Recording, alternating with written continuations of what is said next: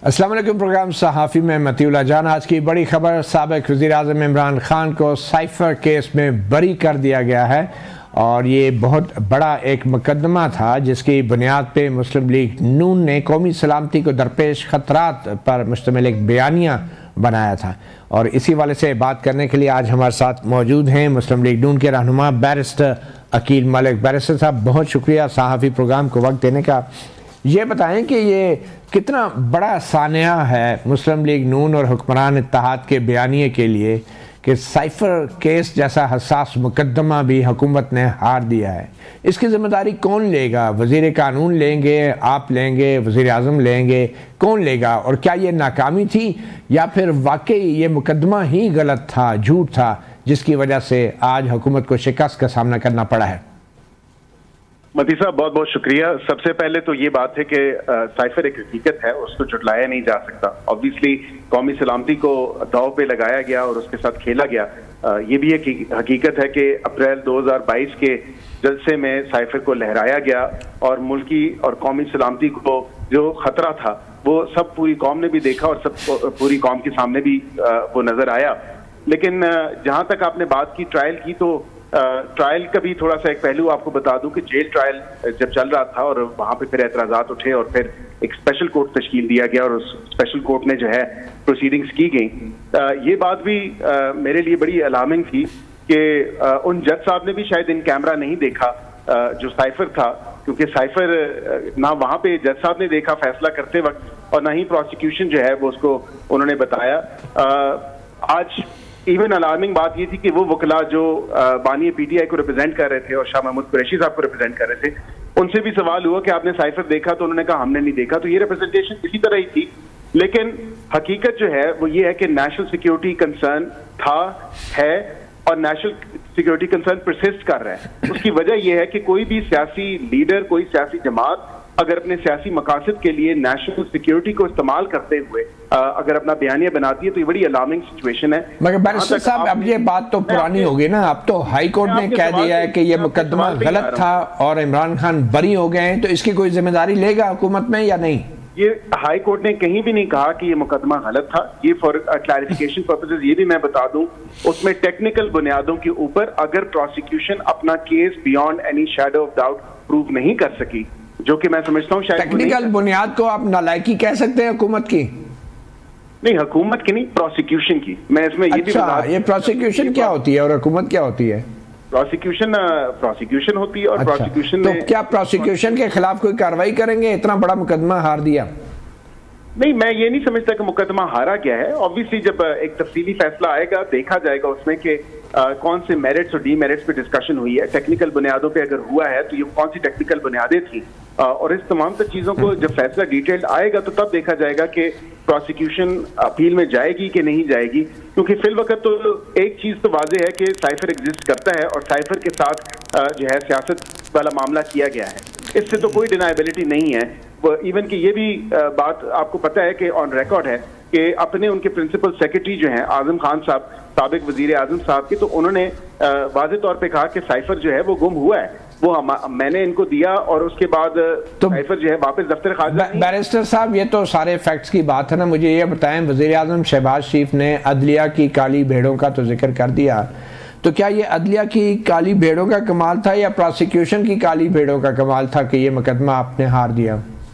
देखिए, मैं समझता हूँ कि प्रोसिक्यूशन की शॉर्ट कमिंग्स डेफिनेटली थी और हैं। इससे डिनाइबिलिटी नहीं हो सकती कि प्रोसिक्यूशन को ही केस प्रूव करना पड़ता है beyond reasonable shadow of doubt और बियॉन्ड एनी रीजनेबल डाउट। और उसमें जो वाज़े बात यह है कि अगर कोई भी बेनिफिट ऑफ डाउट होता है, even the slightest benefit doubt, वो हमेशा जो है एक्यूज को ही जाता है।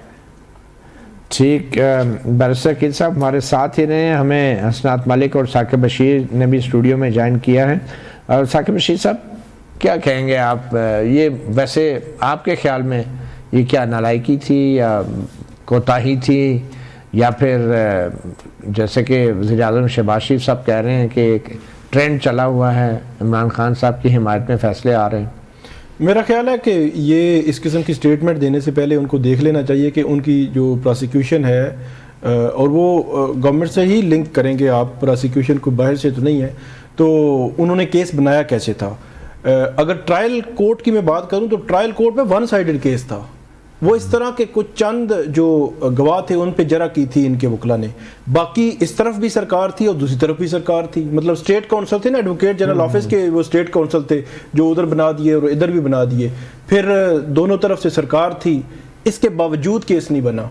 ये मेरा ख्याल में एक उससे अगला स्टेप है कि बिल्कुल वन साइडेड आपको ट्रैफिक मिली और आप प्रोसिक्यूशन कहने पे मजबूर हो गए कि नहीं ये रिमांड बैक कर दें। अच्छा, प्रोसिक्यूशन की जो हाई कोर्ट के सामने तजाद आ गया, पहले हामिद अली शाह साहब ने कहा नहीं मैं डिफेंड करूंगा उस सारे ट्रायल को, अभी आखिर में आके जुल्फकार अब्बास नकवी साहब ने कहा नहीं वो आप अगर समझते हैं तो ट्रायल बैक उसको रिमांड बैक कर दे, रिमांड बैक कर दे। तो ये और हैरान कौन बात थी कि इतना वन साइडेड ट्रैफिक आपको मिली, इसके बावजूद आप केस नहीं बना सकते। रहमतुल्लाह जान साहब, सबसे सीधी बात है कि एक दफा आपको याद है जब बेल रिजेक्ट हुई थी, जैसे आमिर फारूक साहब ने रिजेक्ट की और इतना कुछ लिख दिया था, तो सरदार तारिक साहब सुप्रीम कोर्ट नहीं, जैसे आमिर फारूक ने क्या लिख दिया था उसमें, उन्होंने कहा था कि प्राइमा फेशी केस बन रहा है, मटेरियल मौजूद है और 10 साल का बल्कि बन रहा है। अच्छा, इस तरह तो जैसे सरदार तारिक साहब ने कहा कि सिर्फ रस्सी रह गई है, बंदा सिर लटकाना है। इतना हो गया था कि सरदार तारिक साहब की ओपिनियन थी जिसमें बेल एक्सेप्ट हुई इनकी,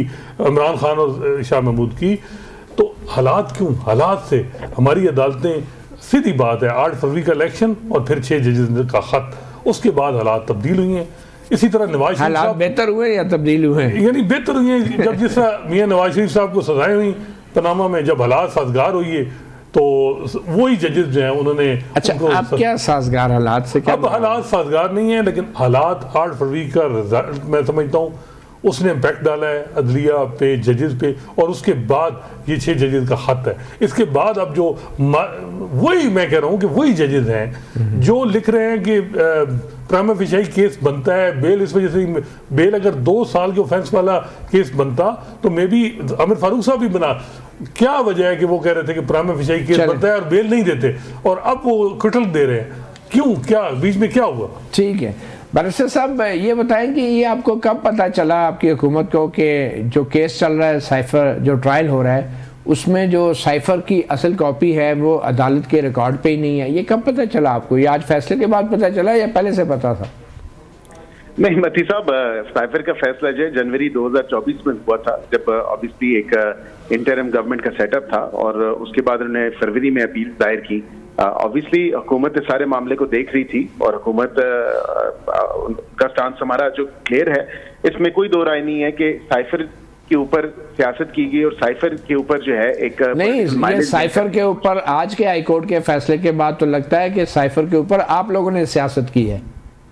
नहीं, हमने नहीं की, जिस सियासी जमात ने की है वो आपको वाज़ेह तौर पर उनकी वीडियोज भी मिलेंगी, ऑडियोज भी मिलेंगी, उनकी ऑडियोज में भी वाज़ेह तौर पे ये कहा गया कि इससे खेलना है और हमने एक नहीं, लेकिन अब देखिए ना, अदालत ने कह दिया ये मुल्ज़म बरी किए जाते हैं, फैसला कलअदम किया जाता है, इसका मतलब है आप लोग सियासत करते रहे साइफर के ऊपर?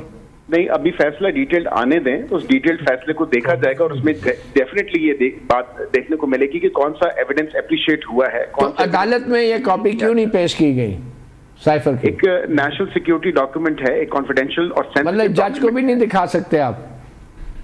नहीं, जज को इन कैमरा दिखाया जा सकता है और ये प्रोसिक्यूशन क्यों नहीं दिखाया गया? इन कैमरा क्यों नहीं दिखाया? प्रोसिक्यूशन का काम था at the stage of trial sir, ये at the stage of trial जो है प्रोसिक्यूशन ने दिखाना था। मैं यही कह रहा हूं कि उस टाइम इंटरिम गवर्नमेंट के टाइम पीरियड के दरमियान मेरे लिए बड़ी अचंभे की बात है कि जिस पूरे साइफर पे बात हो रही है और पूरा जिस पे एग्जिस्ट कर रही है ये चीज, वो इन कैमरा दिखाया ही नहीं गया उन जज साहब को प्रोसिक्यूशन की तरफ से। ठीक, वैसे इस साइफर के केस पे कितना अवाम का पैसा, टैक्स पेयर का पैसा लगा है?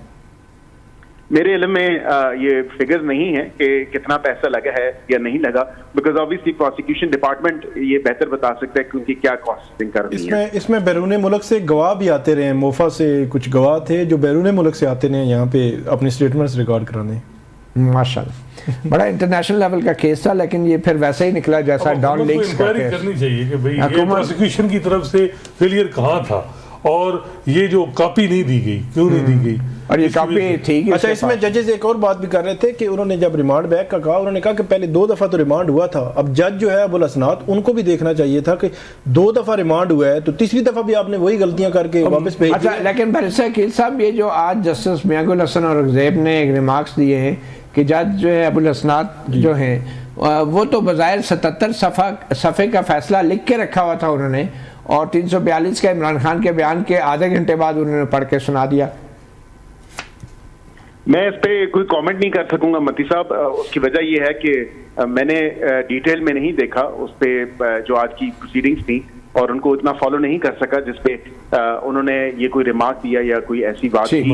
अगर फैसला जज साहब का मौजूद है तो वो obviously as a matter of record है, और अब साइफर अभी भी एक क्लासिफाइड डॉक्यूमेंट है जिसको अगेन मैं यही कहूंगा कि अगर किसी स्टेज पे दिखाना चाहिए था तो रेलेवेंट जो स्टेक होल्डर्स हैं वो उसको इन कैमरा ही दिखाते।